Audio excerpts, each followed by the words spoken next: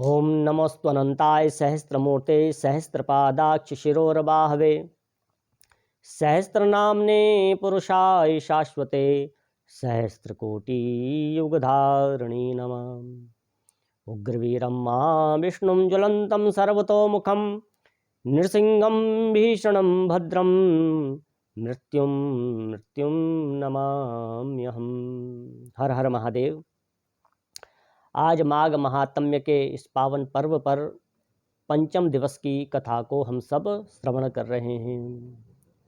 आज की कथा में श्री दत्तात्रेय महाराज कहते हैं कि हे राजन, अब मैं तुमको प्राचीन काल का एक इतिहास, एक कथा सुनाता हूँ कि भृगुवंश में एक ब्राह्मणी थी, उसका नाम ऋषिका था। ऋषिका नाम की ब्राह्मणी भृगुवंश में उत्पन्न हुई और उसका जब विवाह हुआ तो विवाह के कुछ समय पश्चात ही उनके जो पति थे वह गोलोक धाम पधार गए। अब ब्राह्मणी बहुत निराश हुई, लेकिन उसने भगवान के भजन करने का निश्चय किया और विंध्याचल पर्वत पर रेवा नदी के किनारे वह भयंकर तप करने लगी। बहुत कठोर उसने व्रत रखा, अन्न को त्याग दिया, कंदमूल फल खाकर ही जीवन जीने लगी और रेवा नदी के किनारे और कपिल नदी के किनारे वह कठोर तप करने लगी। ऐसा उसने तप किया कि पूरा उसका जो शरीर था वह जर्जर सूखी काया हो गया था और उसने 60 सालों तक उसने रेवा और कपिल नदी में माघ महात्म्य के इस पावन पर्व पर दिव्य स्नान किया। 60 सालों तक नित्य उसने तप भी किया और कठिन आहार को त्याग कर, कठिन व्रत को रख कर उसने माघ महात्म्य का भी स्नान किया।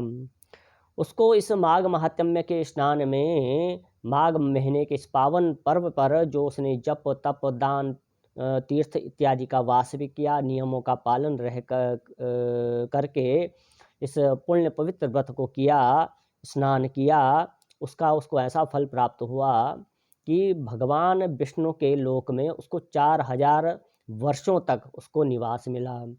तो 4000 सालों तक उसने विष्णु पद प्राप्त किया। उसके बाद ब्रह्मा जी की ही इच्छा से दो जो दैत्य थे, सुंद और उपसुंद, इनको मारने के लिए इसको ब्रह्मलोक में तिलोत्तमा नाम की एक अप्सरा के रूप में उत्पन्न किया। जो सुंद और उपसुंद थे उनका मृत्यु का कारण यही तिलोत्तमा अप्सरा होगी, ऐसा जानकर ब्रह्मलोक में इसको उत्पन्न किया गया।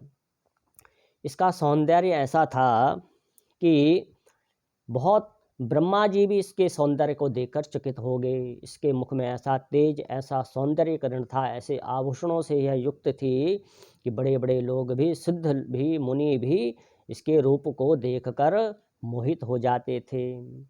एक समय की बात है, यह माघ महीने के ही पुण्य पावन महीने में स्नान की इच्छा से नदी के किनारे बैठी हुई थी।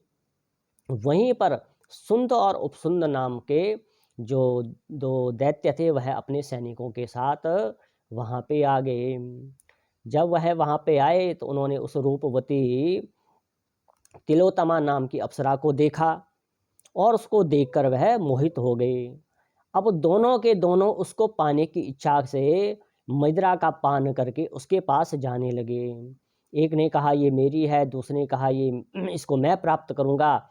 ऐसे वह आपस में लड़ते रहे और छोटी सी बात से प्रारंभ होकर बहुत ही भयंकर युद्ध में उनका वह झगड़ा परिवर्तित हो गया।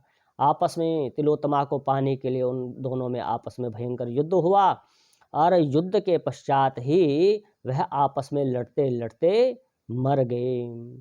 और तिलोत्तमा को उत्पन्न करने का जो ब्रह्मा जी का विचार था, जो कारण था, वह सफल हो गया। तो आपस में जब वह दोनों मर गए, सैनिकों के द्वारा भी बहुत आपस में युद्ध हुआ, सारे के सारे वहाँ पे मारे गए।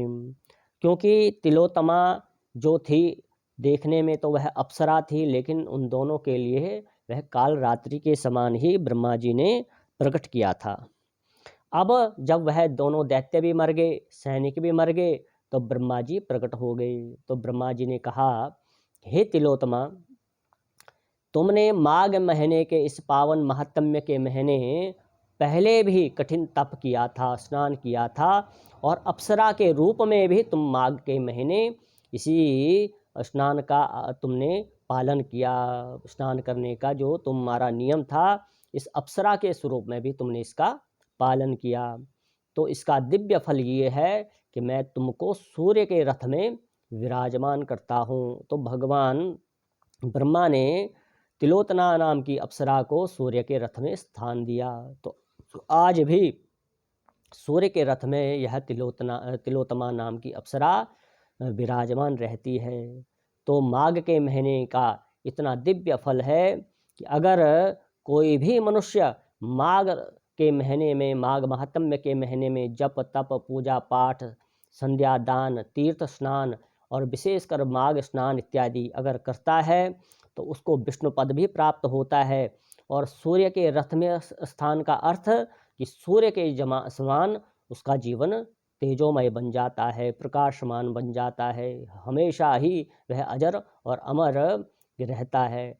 इसी प्रकार से ब्रह्मा जी ने जब उसको वरदान दिया तो तिलोत्तमा अति प्रसन्न हुई।